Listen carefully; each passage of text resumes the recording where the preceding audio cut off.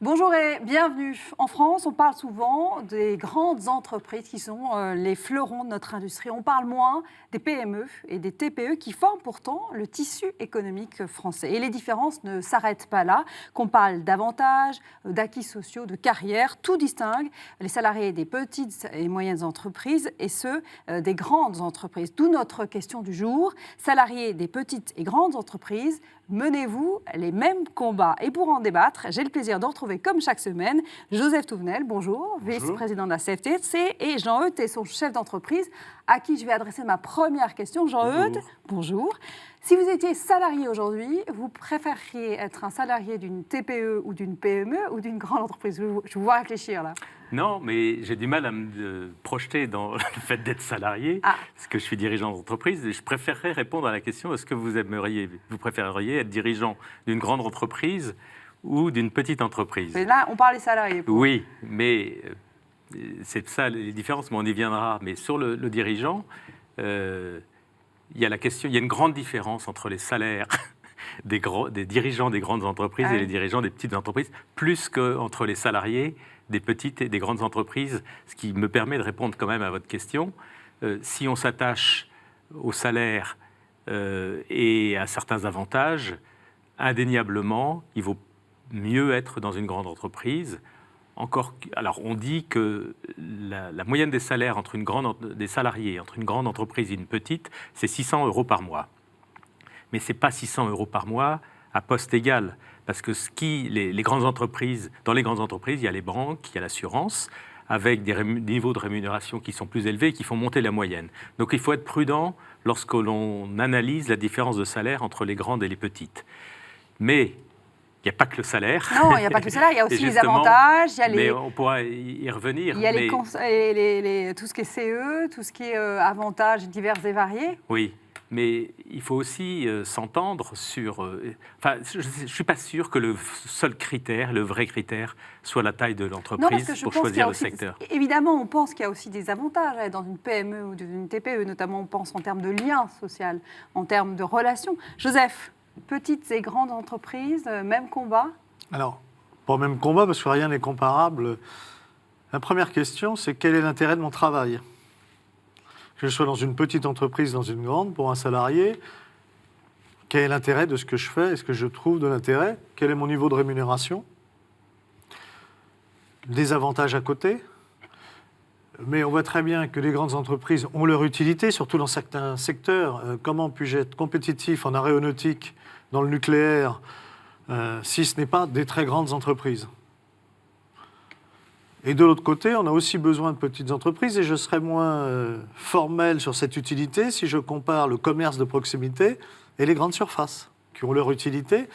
Mais le lien humain, évidemment, dans une petite entreprise, chez un commerçant, chez un artisan, est plus fort. Il y a moins de structures hiérarchiques, on se connaît mieux, donc le lien humain se fait mieux. Ou alors s'il ne se fait pas, ça ne dure pas. Et l'importance du lien humain est de plus en plus essentielle. Le lien humain, c'est aussi comment on me permet de vivre une vie de famille cohérente. Comment, par rapport à mon client, je suis. Quand je fais mon marché le dimanche matin avec mes enfants, maintenant ils ont grandi, mais je passais, le fromager donnait un bout de fromage à mes gamins, saucisson chez le charcutier, tout ça, en grande surface, c'est impossible. Même si la salariée a envie de le faire, si elle le faisait, elle se fait virer. Et c'est donc qu'on rentre aussi dans des processus liés à la taille, à l'organisation, qui sont un peu plus déshumanisés que dans des entreprises de taille moyenne. Mais est-ce que ça veut dire qu'on doit faire une croix quand on est dans une petite entreprise sur des avantages en termes de salaire ou de carrière ou de comité d'entreprise et qu'on doit faire une croix quand on est dans une grande entreprise sur cette relation dont vous parliez et cette évolution aussi parce qu'on sait très bien que dans une petite entreprise, on peut monter très vite sur différents postes parce que les moyens humains sont plus limités. Et surtout, dans la petite entreprise, on peut avoir plus de polyvalence. Mais ça dépend ce que l'on cherche. Si on cherche une carrière à l'international, ce qui est clair, c'est que il faut pas rester dans une petite. On ne peut pas rester dans une petite entreprise. Si un jour, on veut devenir soi-même entrepreneur, c'est plus facile on a plus facilement l'opportunité de devenir le patron de la boîte dans une petite que dans une grande, parce que au départ à la retraite du dirigeant, il y a des opportunités, surtout dans l'artisanat. Vous êtes d'accord avec Joseph, il ne faut pas opposer en fait. Non, je suis Il y a des complètement d'accord. avantages dans chacun. Mais ça dépend ce que l'on recherche. Dans chacun des États. C'est-à-dire, en fait, pour moi, si on exclut l'international, la carrière à l'international, après, tout dépend de la personne et tout dépend de l'entreprise. Faire carrière, avoir une promotion, on peut le faire parfaitement, et je peux vous donner beaucoup d'exemples de gens qui ont eu des belles carrières dans des petites entreprises. Mais c'est important aussi de se dire de quoi on parle quand on parle de grandes et de petites. En France, il y a 230 grandes entreprises qui emploient 31% des salariés français. À côté, il y a des ETI, entreprises de taille intermédiaire, 4600 entreprises qui emploient 25% des salariés. C'est combien de salariés en moyenne? C'est à partir de 500 à peu près. Il y en a 136 000 petites, et puis il y a 2 900 000 micro-entreprises avec 0 ou un salarié. Donc en fait, français. Ça s'équilibre entre ETI et grandes entreprises, c'est un peu plus de 50% des salariés, et le reste, ce sont une myriade de plus petites. Et du coup, on n'a pas beaucoup le choix. Enfin, on n'a pas le choix. C'est-à-dire tomber dans une des 230, on ne choisit pas forcément. Ça dépend quelles études on fait, en tout cas. Mais surtout,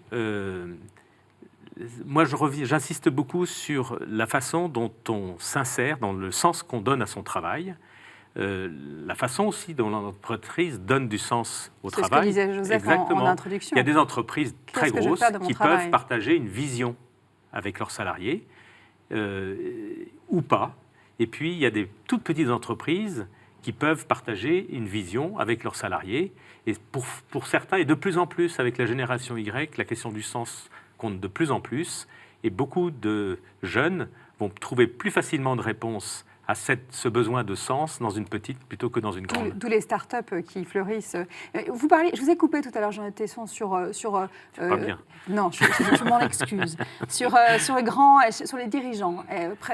Vous aimeriez plutôt être chef d'une grande ou d'une très grande ou d'une petite entreprise. Mais on peut aussi poser la question à Joseph. Est-ce qu'il vaut mieux travailler comme syndicaliste dans une très grande entreprise, grande ou TPI? Ou dans une petite, il n'y a pas de syndicat. Donc, de toute façon, le problème ou en tout cas, dans une PME. Dans une moyenne. Dans une moyenne, une Il y a PME. des seuils, quand même. C'est la même réponse, parce que ça dépend de quelle entreprise. Moi, c'est pas tout à fait le même job. Oui, mais j'ai eu la chance de rentrer dans une entreprise de 110 salariés à une époque où il n'y avait pas de syndicat, et donc de monter l'organisation syndicale, de monter le comité d'entreprise, d'essaimer ensuite dans la branche qui était constituée que d'entreprises en gros cette taille-là, entre 80 et 120 salariés.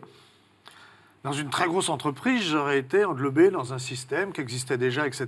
Donc, qui a d'autres avantages. Pour le salarié, il est sûr que dans les grosses entreprises, les plus grosses, il y a les comités d'entreprise qui apportent un certain nombre d'avantages en termes de services, de vacances, etc. Dans les petites entreprises, là, ils n'ont pas. Comme ils n'ont pas, quelquefois, la même couverture sociale. Je pense à tout ce qui est une vraie couverture sociale, notamment en cas d'accident lourd, ce qu'on appelle la prévoyance, etc. Ce qui, à mon sens, est un vrai sujet.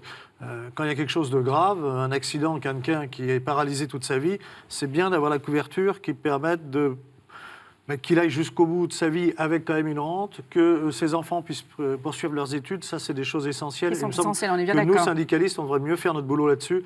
Dire, voilà, il y a une priorité là-dessus. Mais, donc, on a la question de toutes ces petites entreprises dont parlait Jean-Eudes, où les salariés, quand il y en a 1, 2, 3, n'ont pas accès à tous ces services. Alors, la CFTC, en tout cas en Ile-de-France, on a mis en place quelque chose. Vous avez raison, faites votre pub, Joseph. Eh oui, mais pour tous les adhérents de la CFTC, s'ils payent 1 euro de plus dans l'année, ils ont le droit à un service qui est le service comité d'entreprise avec, vous voyez, on a Darty, Sephora, entreprise.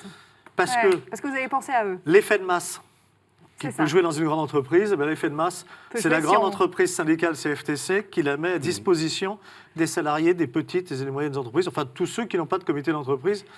Et c'est bien, c'est aussi revenir au début du syndicalisme en apportant une solidarité les uns les autres, parce que ça nous coûte un peu plus de 1 euro par an, Mais c'est la solidarité de C'est ceux la- qui sont dans les plus grosses c'est la- qui c'est la permettent à solidarité. ceux qui n'ont pas de pouvoir bénéficier. On parlait du job des syndicalistes dans les grandes entreprises. Vous avez aussi une fonction de représentation. C'est-à-dire que les combats qui sont menés par les syndicats au sein des très grandes entreprises ont un retentissement médiatique et social Oui. plus... Et dans ces cas-là, on peut dire aussi que vous bossez dans les grandes entreprises pour les TPE, les PME. C'est-à-dire Il y a que des- les acquis sociaux que vous pouvez accueillir par branche, par Les exemple... deux, Priscilla, les deux, pour ou contre. Il y a effectivement tout ce qui s'obtient au niveau national, dans les branches, etc. Généralement, les représentants viennent de plus grosses entreprises. Chacun comprendra que dans une entreprise où il y a 800 personnes, il est plus facile que quelqu'un aille négocier que dans une entreprise où il n'y en a qu'un, sinon il ferme. Ça, c'est le côté positif et réel. Il y a un côté quand même négatif. Un certain nombre d'entreprises, notamment dans le secteur parapublic, bloquent en cas de grève, je pense aux grèves des transports. Quelquefois, la grève peut être justifiée, mais quelquefois, à mon sens, elle n'est pas justifiée. Et ça met dans la difficulté les salariés des petites et moyennes entreprises, qui ne peuvent pas aller au boulot. Jean-Eudes. Oui, je pense que dans les grandes entreprises, parfois les organisations représentant les salariés deviennent des institutions. Quand on pense que chez EDF, il y a un comité d'entreprise du comité d'entreprise, parce qu'ils sont tellement nombreux dans le salariés du Le comité d'entreprise d'entreprise. EDF, tout le monde en a entendu Oui, parler. Je pense mais que c'est emblématique. ce que j'observe, c'est que parfois, c'est plus facile d'innover socialement dans le domaine de la rémunération, d'avantages acquis, dont on a eu l'occasion de parler dans cette émission, dans des petites entreprises que dans des grosses où, justement, je ne vais pas parler du conservatisme de certaines organisations syndicales salariées, mais si, on peut en parler, et c'est un frein à l'innovation sociale. Et je pense que les plus petites entreprises peuvent plus facilement innover parce que les prises de décision peuvent être plus rapides, le dialogue se fait peut-être plus naturellement parfois, sans cérémonial, en tout cas sans posture. Et je n'accuse pas les organisations de salariés quand je parle de posture, parce que le patronat est capable aussi d'avoir des postures, n'est-ce pas, Joseph? Et des belles. Mais je rebondis sur ce que disait Joseph tout à l'heure. Sur les avantages, il n'y a pas seulement une complémentaire, une prévoyance, il y a aussi ce qui est en train de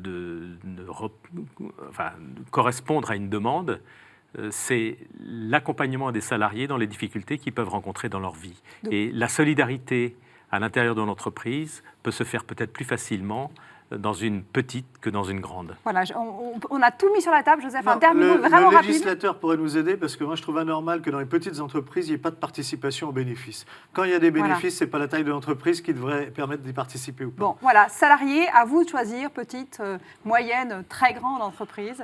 Merci à vous de nous avoir éclairé sur cette question, sur ce thème, et je vous dis à la semaine prochaine. Au revoir.